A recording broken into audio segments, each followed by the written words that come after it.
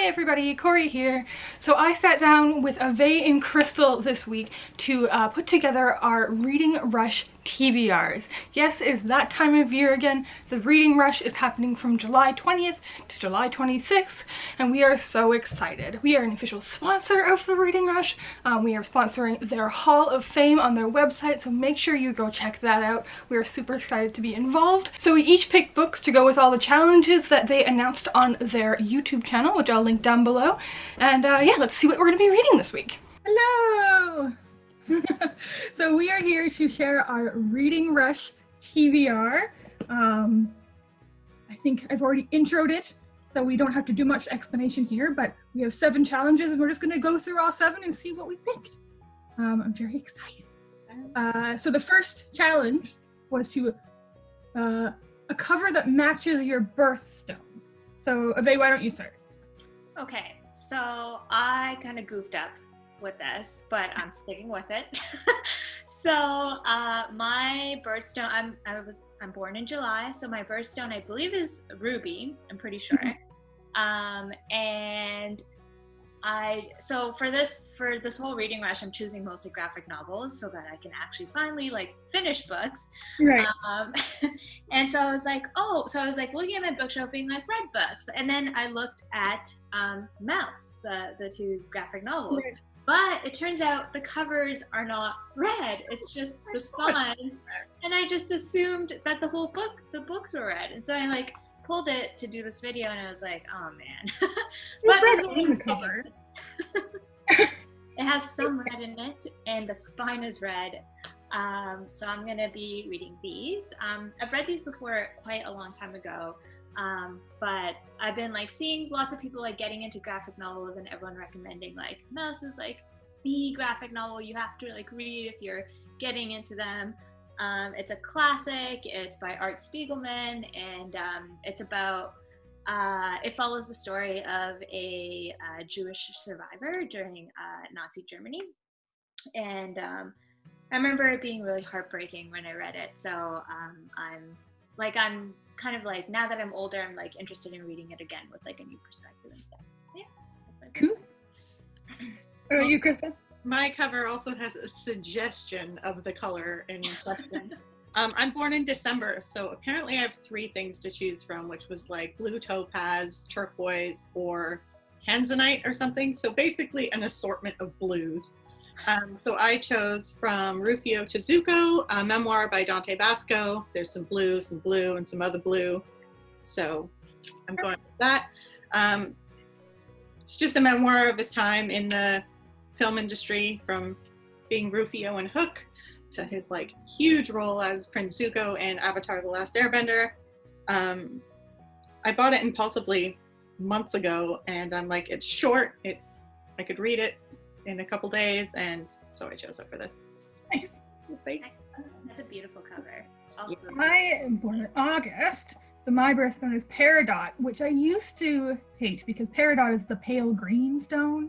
Okay. But I love that color now. It kind of matches like the burnt orange vibe, the kind of mustard yellow vibe. But so I picked Witchy by Ariel Slamlet Rees, because there's definitely like that pale kind of peridot green on the cover, which I was like, oh, perfect, because I don't think I have many books with this color on the cover. But this came in our OwlCrate. This is our exclusive cover of it, and it's about a kingdom in which the length of your hair dictates how powerful you are, but if your hair is too long, you're deemed an enemy of the state. So very excited to finally read this. Everybody says it's amazing. And yeah, there's green. Nice. Every time I hear Peridot, I just think of the character in Steven Universe. And she's so sarcastic, and I love her so much. Last night I was Googling Peridot because I was trying to figure out if it had another name or something, and I went to the image search and it's pretty much all that character. And I was like, that's not what I'm looking for. Cool. All right, so the next prompt was to read a book that starts with the word the. Okay. So this was actually harder than I expected it to be. I was trying to like find graphic novels with like that I haven't read, and I was having a hard time. But then I was looking through my audiobook kind of like books that I've saved, and I found one that I actually have been wanting to read for a while now. And I'm not sure if you could see this, but it is called The Boy Who Harnessed the Wind. And you probably can't see it. But it is, it's a memoir by, the author's name is William Kembwamba, and he is from Malawi, which is a country in Central Africa. And it's a memoir of him during his childhood. He's always wanted to like study science and go to this like boarding school, but then there like famine hits the country, and like his like family's like farm kind of gets like devastated, and like they can't afford the tuition anymore. So he kind of teaches himself science, and then he builds a windmill just from like scrap pieces from the junkyard, and he's able to like kind of provide electricity to his little village. And then he also builds like a water pump, and it's all the stuff that like, it's everything that I love when I read memoirs, like a story of like a person like persevering and like kind of defying like what they're born into, and like really like trying hard and all this great stuff. And like I love science and like teaching yourself how to like build things. That's everything I love in memoirs. So I'm really excited to read it. They have like there's a young readers edition, and then there's an adult edition. So I have both on audiobook. So I'm gonna try listening to both and seeing which I like better. Yeah. Cool. That sounds really interesting. Mm-hmm. Yeah, I've been seeing it a lot on Bookstagram too. So I'm excited to dive into it. I think I'm mistaken, but I also think it's a movie. Yes. Maybe where I know the title from. Yeah. Yeah, it's a Netflix movie that I will be getting into for the next prompt. For me, I'm hoping my book will be here in time. I ordered it a month ago. I allowed for the extra COVID time that they suggested, so I'm hoping it will be here any day. But it is a play called The Madness of George III by Alan Bennett. I started reading it a couple months ago because the play was streaming from the National Theatre, but the digital copy I had was just a preview, so it cut out after like a couple scenes, and knowing that I wanted a hard copy, I didn't want to buy it digitally and then have a book show up, so I'm waiting. But if that doesn't arrive in the next 10 days, I think I'm going to pick up The Merchant of Venice by William Shakespeare, and just continue with my Shakespeare reading. It's been a very educational quarantine. I actually saw The Merchant of Venice like my first or second year of university at Shakespeare in the Vineyard in my hometown, but I don't remember it, so it'll be nice to read it and finally know what it's all about. Nice. Yeah. Mine is I bought it because I'm doing the Book Read Harder challenge, and one of the challenges is to read a horror book from an indie press. And I was like, I don't read a lot of indie press books, a couple, but not that many. But I bought The Place with Broken Things, which looks terrifying. And this is it's horror poetry, which I'd never even heard of before. It's co-authored by a Black woman. It's blurbed by Josh Mallerman. I've never heard of horror poetry before. And I've never heard of this book before, and it looks freaky. So I'm really curious to see how this goes.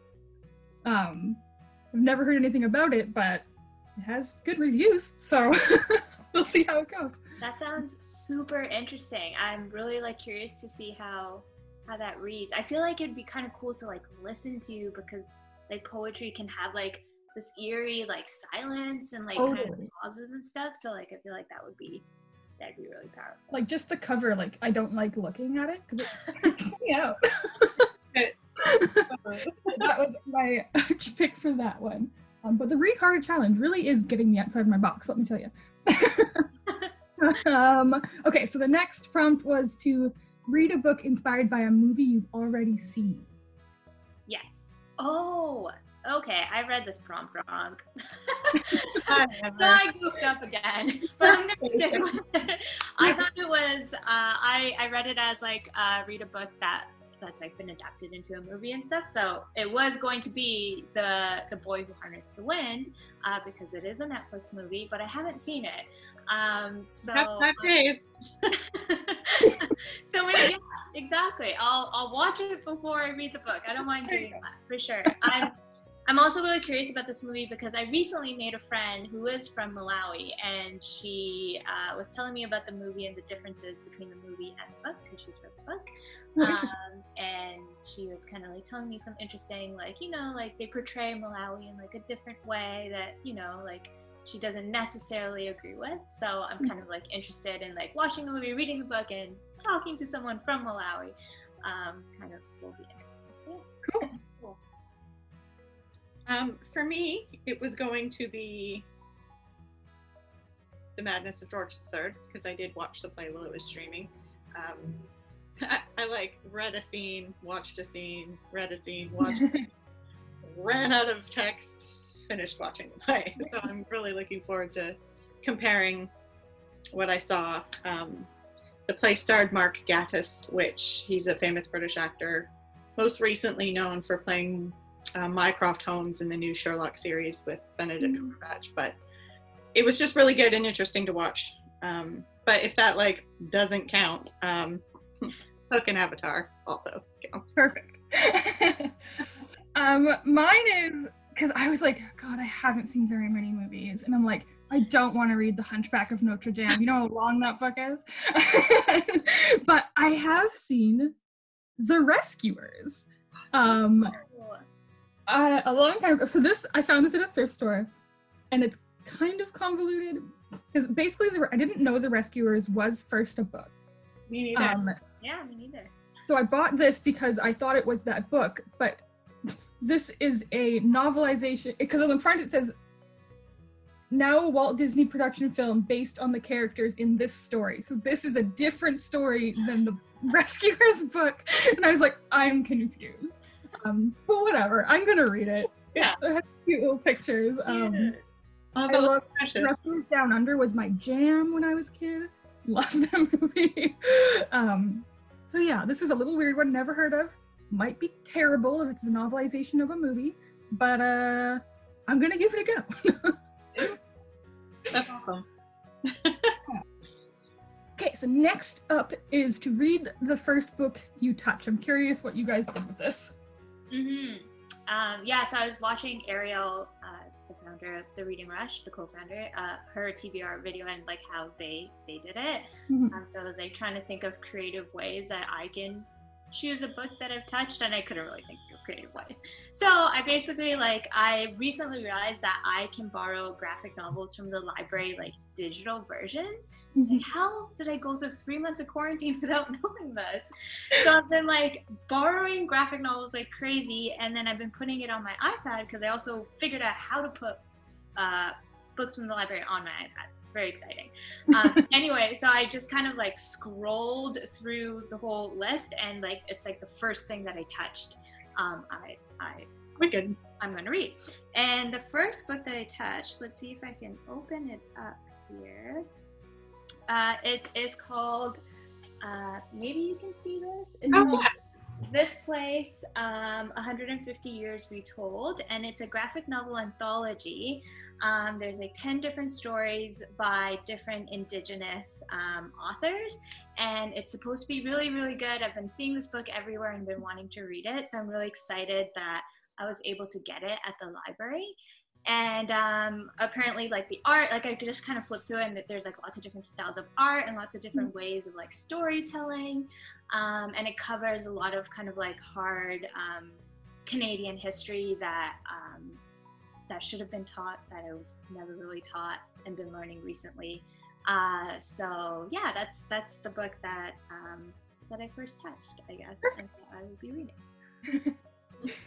So I messaged you, Corey, I think yesterday or the day before, and you sent me the prompt. So I went to the website and I watched the video, and this was just the book that was on my desk, and I picked it up.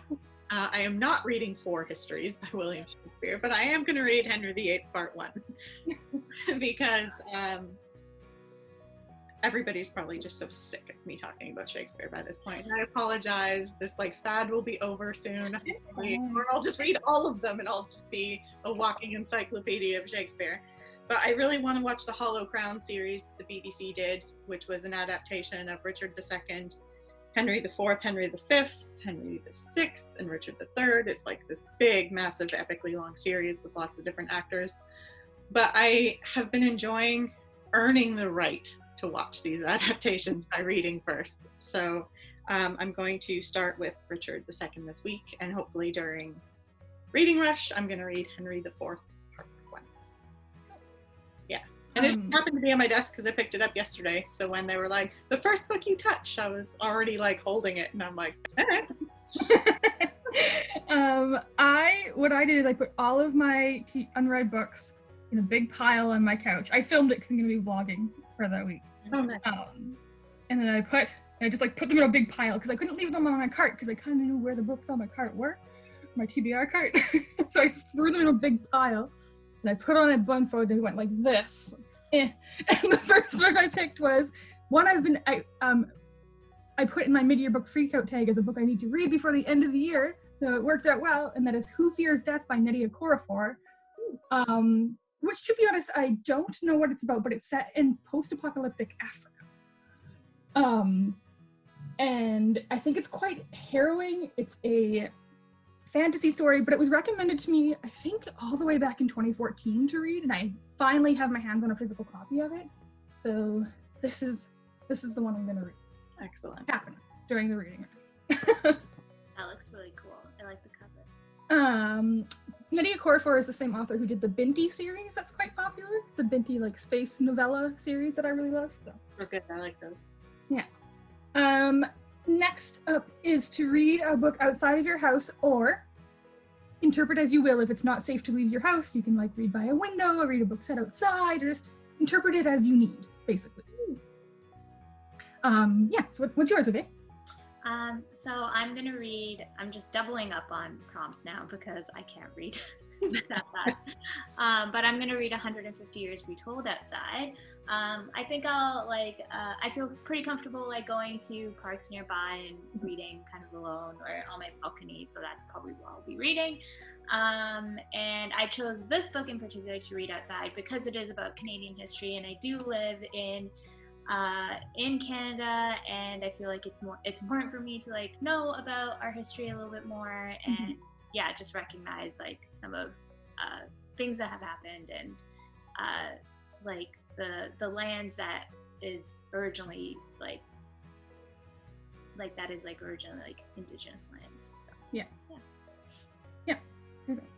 I'm starting to double up too because I cannot read 7 books in 7 days.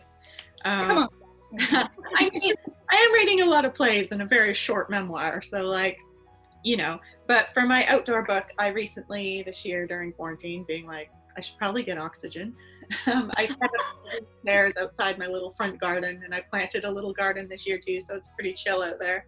But I'm gonna read From Rufio to Zuko outside because it's a relatively short read, and I think I could spend a few hours each day outside and read it, and it's one where I know I won't also be like listening to or referring to notes at the same time like I've been doing with Shakespeare, so I think it's a simple little portable story to take outside. Cool. Yeah. Mine is actually, I don't know if she's doing it for the same prompt, but I think it's one of Ariel's picks from the video as well, and that's The Hen Who Dreamed She Could Fly. Oh. I again found this at a thrift store for like $1, and it sounds just delightful. It's translated from Korean, and it's just about this little hen who sees all these other barnyard animals outside of the barn, and just I think decides to go. She wants to lay an egg of her own to hatch. It sounds delightful. So I'm gonna read this one. It's quite short, and again, where I live, we're very lucky that it is relatively safe to go outdoors where we live. So, you know, I have a yard, there's a big park where I live, so, you know, it'll be relatively easy for me to get this one done.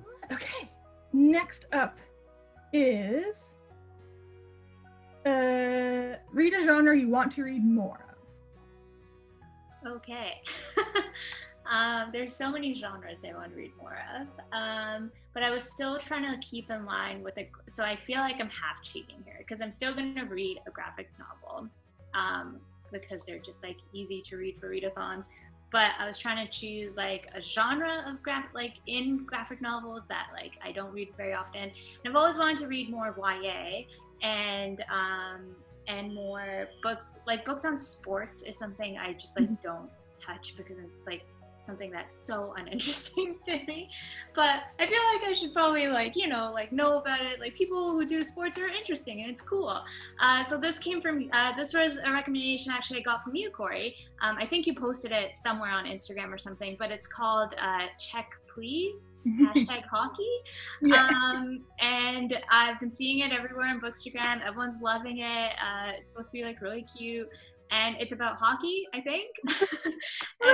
And I was like, and it's like a cover that I've been seeing, and it's like, oh, I'm never gonna read this because it looks like it's a hockey book, and I don't read sports. But it's also a graphic novel. So I was like, okay, I'll give it a shot. I'll try it out and see if I like it. So, I hope you love it because it's a delight. Yeah, I think your review really like kind of convinced me. Okay. Yeah, or maybe it was like a Goodreads review or something. I saw it somewhere and it was from you, so. Okay. Nice. Mine is Henry VIII Part 1. I've read like 7 or 8 comedies and I've read a couple of the tragedies, but my history's little spreadsheet that I made has 0 check marks in it whatsoever. I don't know why I've been so like, I just find them daunting. I'm just like, I don't know. So I'm going to read a history from Shakespeare. Because I realized as I was reading these out that I mixed up 2 of my books. The book I was supposed to read outside is King and the Dragonflies. Oh, I just did that. Which I've been meaning to, again, another book that I wanted to read before the end of the year. Love this cover, but this is a genre I read a lot of. It's not a genre I need to read more of. The genre, and it's not a genre I need to read more of, but it's a type of book, but I'm counting it, and that's translated fiction. Nice. I don't read a ton of translated fiction, and when I do, it tends to be from Japanese authors. So I want to branch out a little bit more, and read some more translated fiction. So that's for this, for real. The King and the Butterflies is a really good book. Have you read King and the Dragonfly? Yeah. Yeah, I'm really excited for it. I've heard nothing but amazing things. I just recently listened to the audiobook on it, and the audiobook, whoever narrates it, just like did such a fantastic job. Nice. And it was like, it's really emotional. It's like heartbreaking. Like I cried throughout the whole thing. Oh, good. I'm public. So if you're looking for a sad book, but I really loved like the setting. It takes place in Louisiana, which I don't think I've ever read a book that takes place there. And I thought it did like intersectionality like really, really well. Like it talks about all these like issues that I'm always really amazed when middle grade authors or like young people authors can talk about like issues like racism and homophobia and all this stuff like for kids. And so I think Case and Calendar did a really good job. Yeah, I'm very, very excited. I bought myself a copy before even thinking about it. So, cool. So the last prompt is the book that takes place on a different continent. Okay. Yeah. So I guess like a lot of, or 2 of my books, Mouse takes place on a different continent, and The Boy Who Harnessed the Wind takes place on a different continent. So those are the doubling up on this prompt. Perfect. Nice. Dun, dun, dun, dun, dun. Yeah, I mean, I'm going to England with anything that I read, with the exception of like, oh, Hook. They were in England for a little bit, maybe, or was that New York or something? I don't know. But be it The Madness of George III or Henry IV, I will be in Europe. My last one is ambitious. I like to pick a long audiobook for readathons to like to listen to throughout the readathon. Mm-hmm. And I picked Les Mis. That's such a thick book. It was this or Anna Karenina, also long. Oh my god. I love that you said, I'm like, I'm not going to read The Hunchback of Notre Dame. It's too long, but I'm going to read this. This is I have the audiobook. It's a 60-hour audiobook, which I listened to on 2 times speed, so it's going to be 30 hours. So I did the math, and I have to listen to 4 hours and 15 minutes every day. You're going to have a really clean house, or your Fitbit's going to explode. I discovered, because I've been trying to, I know when this whole quarantine started, I was like very good about getting out and going for a walk every day. And then after like 6 weeks, I was like, I hate my neighborhood. I don't hate my neighborhood, but like I've seen it all. I'm so bored. Don't want to go outside. And it got to the point where I wasn't leaving my house. So what I decided to do was I downloaded Pokemon Go. Mm-hmm. And when Pokemon Go first came out, I played it like whatever 5 years ago or whenever that was. But you couldn't listen to anything while you played it. But now you can. So I can, when I'm playing Pokemon Go, I'm gonna be listening to Les Mis because it's mindless enough that I can. That's gonna be such a pop culture fusion for you. Some like classic literature with like Japanese animals. Yeah, so I am excited. I've never seen the play, I've never seen the movie, I know very little about Les Mis. I can name a couple of the characters, but that's about it. So yeah. Just look at the size of the thing. I love Les Mis. I love like the book, the musical, the movie, just like everything about Les Mis. Just like I'm all on board with it. I'm excited for it. I think I'm gonna like it. This book is 1,230 pages long, which is the same length as War and Peace. So, we're doing it. I'm committed. This is known as like the behemoth of a book, but there are other classics just as long. Yeah, so but like if you break it down to 4 hours and 15 minutes a day, like I get up early, go for a long walk before work, go for a long walk after work. If I'm making dinner or something, I can do it. I can do it. Got this. I have no doubt whatsoever. Me neither. Awesome. Wow. That was our Reading Rush TBRs. I've participated in the Reading Rush every year since 2015, and I've always read at least 7 and usually 8 books. So we'll see how it goes. Bye. I think there was one year, it was either for Reading Rush or Spookathon. Oh, I think it was the Reading Rush I watched last year. I made 2 books work for everything. You do what you gotta do. Yeah, I mean, I want to participate, but I also don't want to feel like a failure at the end of the week. I like didn't even think about like doing graphic novels as like a perfect like readathon book till I watched Ariel's TBR video for the Reading Rush and I was like, that's genius. Like I can do graphic novels for the entire Reading Rush and actually like complete some books. So I was very inspired. All right, well, I think we're gonna throw it back to good lighting camera, Corey, and then we'll close out the video. But thanks for watching, guys. Bye. Alright, so that was our Reading Rush TBRs. Let us know what you're going to be reading next week in the comments down below, or if you're participating. It's one of my favorite readathons of the year, and I will be vlogging for the week, so I'm very excited to be able to share that with you. And if you like this video, please give it a big thumbs up and subscribe for more. Happy reading, and thanks for being awesome. Bye!